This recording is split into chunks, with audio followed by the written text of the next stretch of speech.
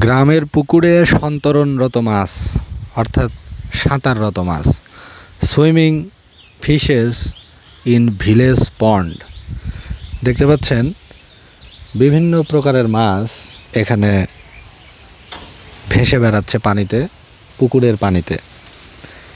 এখানে রুই মাছ রয়েছে, কাতলা মাছ রয়েছে, তেলাপিয়া রয়েছে এবং যে মাছগুলোকে বলা হয় জাপানি মাছ অর্থাৎ নাইলোটিকা, কার্ফু মাছ, এই মাছগুলো সাধারণত।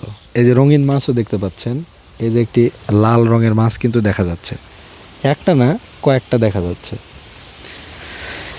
এবং আরও কিছু মাছ, এক ঝাঁক মাছ অর্থাৎ কয়েক প্রজাতির মাছ পানিতে ভেসে বেড়াচ্ছে। গ্রামের পুকুরের সুন্দর দৃশ্য এটি। অনেক মাছ আছে যেগুলো সাধারণত পানির মধ্যস্তর বা নিচের স্তরে থাকে, সেসব মাছ কখনো উপরে উঠবে না, উপরে কখনো দেখা যাবে না। আবার অনেক মাছ আছে যেগুলো ভাসমান মাছ, ফ্লোটিং ফিশেস, উপরে ভাসবে, উপরের স্তরের খাবার খাবে, অক্সিজেন গ্রহণ করবে এবং ভেসে বেড়াবে। এখানে যে মাছগুলো এখন দেখতে পাচ্ছেন এগুলো হচ্ছে এই প্রকারের মাছ, এরা পানির উপরের স্তরে ভেসে বেড়াবে।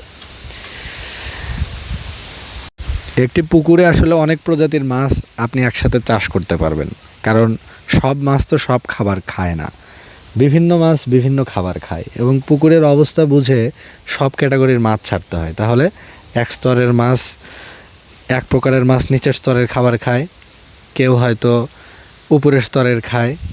এরকম পুকুরের পরিবেশ বুঝে, পরিস্থিতি বুঝে আপনি বিভিন্ন রকমের মাছের একই পুকুরে মিশ্র চাষ করতে পারবেন। এতে করে বেশি মাছ চাষ করা সম্ভব, যেহেতু আমাদের সংকট রয়েছে জলাশয়ের।